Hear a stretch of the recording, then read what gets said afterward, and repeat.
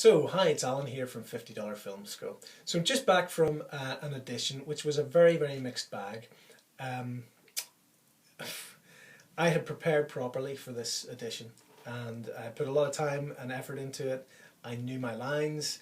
But when I went into the audition this morning, I was really tired. You know, sometimes you have those days when you're just tired and you can barely string a sentence together, you know, with your loved ones or colleagues, let alone going into an audition where you kind of think, hey, if I got this, this could happen, or this could happen. You know the old Buddhist thing of, you know, when the archer is shooting without any big competition or anything like that, he hits the bullseye every time. But then once there's a prize kind of brought in and an imperative to be excellent, then it's so much more difficult to hit that bullseye because there's that inner game going on.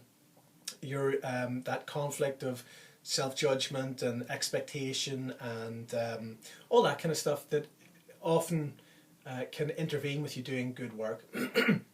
Anyway, an actor with my experience should be able to anticipate that and prepare for that, and that just comes with, you know, having to do it many, many times. But it doesn't go away. It's just one of those things you have to allow for and prepare for. So yeah, I pretty much flunked the first audition, and I was very disappointed with myself, and I said to the casting director, look, you know, I'm sorry, I don't think I can do this properly for you today. And she, to her credit, was kind and professional. She said, look, why don't you take a couple of minutes, have a look at it, have a glass of water, and come back to it. So I did that, and I did 2 excellent takes that were pretty seamless, and I felt I could really stand over them. So here's the thing, actors, you know, and this applies not just to acting, but I was really pleased with myself, as well as disappointed. I was disappointed that I hadn't risen to the occasion on the first go, but you know what? You just don't all the time. And I was so pleased with myself that I just managed to not bottle out, and I stayed and I gave it a proper go and rallied to the occasion and was able to acquit myself such that I could really say hand on heart that you know, I did do a reasonably good audition.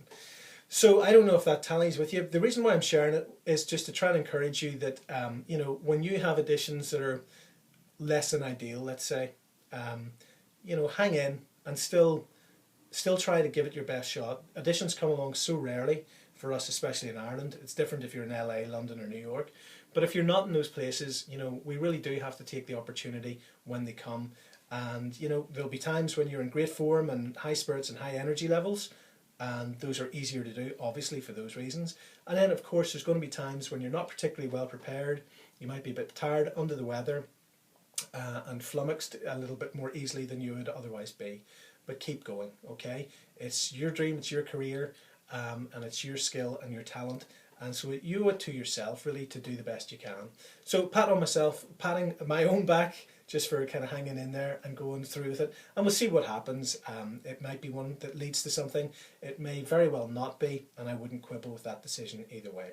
So thanks for listening. If you have any audition stories that you want to share that you feel might be helpful to other colleagues out there, you know, run them by us. I'd love to hear that. In the meantime, please share, comment, thumb up and subscribe. I'll speak to you soon. Thanks for listening. God bless. Bye-bye.